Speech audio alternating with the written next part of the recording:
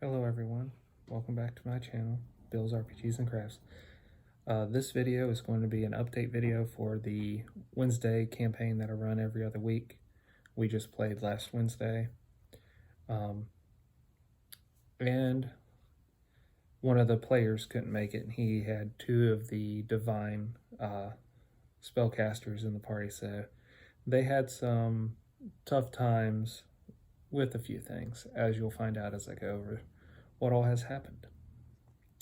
Where we last left off, they had just entered an old mausoleum, or an old, what I describe it as, temple. The characters that were in this is Yenris, the half-elf occultist, Belrin, the dwarf alchemist, Orc, the orc barbarian, Sarin, the human ranger, Drupin, the human barbarian, Levart, the gnome fighter. So as you can tell, being level 1 characters, only one or two of them might be able to provide magic that could hurt things that are incorporeal. So let's dive into this. They start off at the entrance room. It's left and right as long as the building is wide, and to across is 30 feet. To the left is a fountain / pool at ground level, and is meant to wash travelers' feet. At chest level on the right of the wall, beside the door, going just the whole length of the wall, is a trough that has running water through it that sits about chest level for a human. And the trough is probably about 6 inches deep, but it only has about 4 inches of water in it at this time.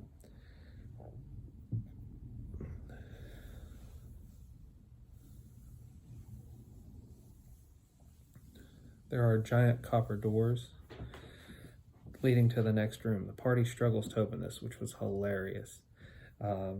All the strong characters had a very hard time opening some stuck copper doors.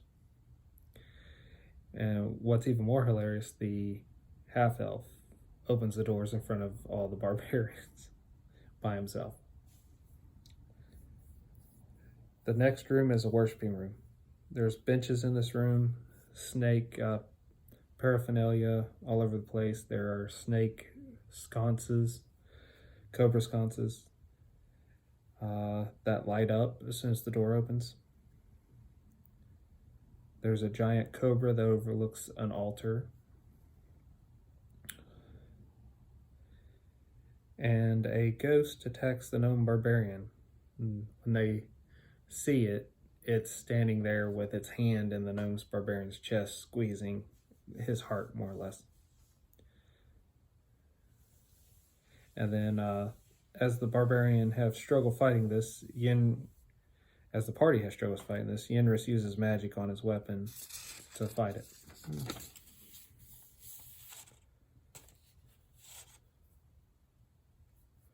After doing enough damage to destroy the ghost, and this is another thing that would have helped to have the cleric and the paladin present for, the ghost will return in about 1 to 4 days.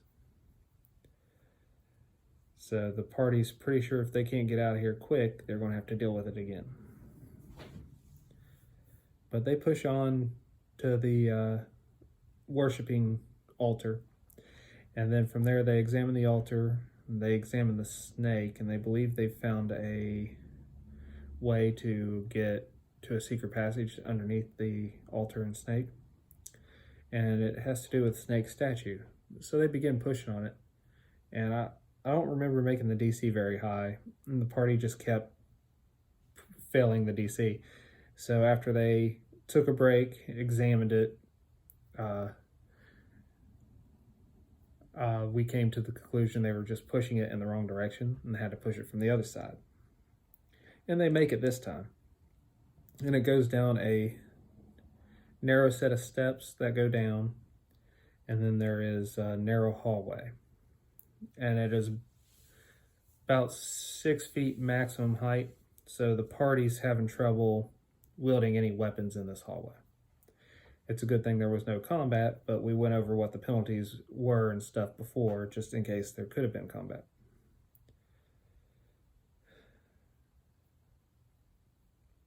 So down this corridor, they find carvings on the wall. There's a snake that devours people there as one of the carvings. There's a snake that devours the sun, and as they get near that one,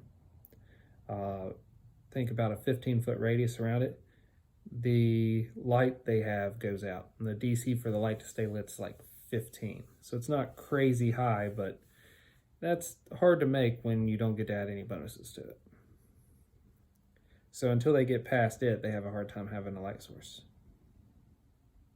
There is snakes that face each other, lining the hallway. I think there was like a dozen of them.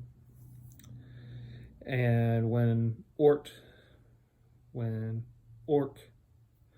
the orc barbarian steps in front of the first one, his calf gets hit with a poison dart. We rolled randomly to see what the stat was that it would affect, and he took a d4 damage. I believe it was his con, so he's losing hit points and ability to make these fortitude saves. And they needed 2 passes out of the 5 checks to succeed to shake the poison off. The statues were spaced 10 feet apart, so think there's a statue, a space, a statue, a space, a statue, a space, and they face opposite directions, so in between the spaces they'd have to figure out how they're dealing with, say, what was on the left is now on the right. They come to the conclusion, because one of them has a shield, that they could stick the shield down in front of the snake, trigger it all they wanted, and just shoot into the shield, and then enter the next space, then do it again, then do it again, then do it again. And then one character did some acrobatics and kind of hands and feet on the wall and crawled up and over the whole thing. It was very impressive. At this point, they enter a library.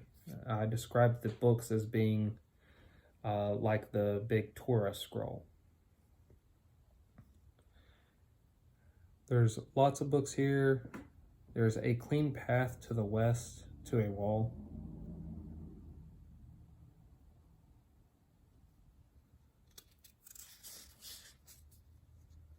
They end up finding a passageway around that area. And it's a 200-foot corridor, 10-foot wide. In this corridor, a jackal in regalia encounters each of them and looks at them in the eyes. It's sort of sitting there. They each make a will save. When they make eye contact, some fail, some succeed. And it's not doing anything to them, but it's allowing them to experience this encounter differently.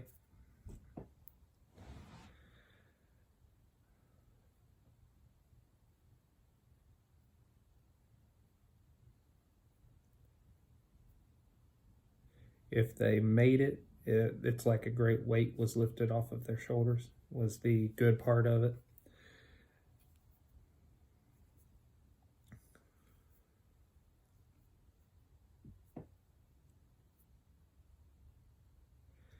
Then they enter a water area in the corridor, and they're attacked by a croc. After interacting with it, they disbelieve it, so this illusion just disappears. Then they enter a big room. This room didn't really have anything detail-wise, but this one had a bone devil in it.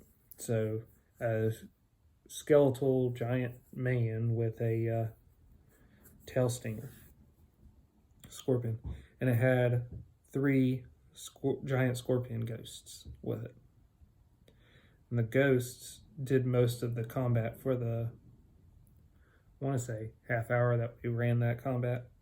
And then we called it a night without concluding this combat. So next game, we are going to continue from this combat forward as they are closing in on the person that cursed the town. So we will have more fun, not this coming Wednesday, but the Wednesday after when we continue. Well, until the game happens again.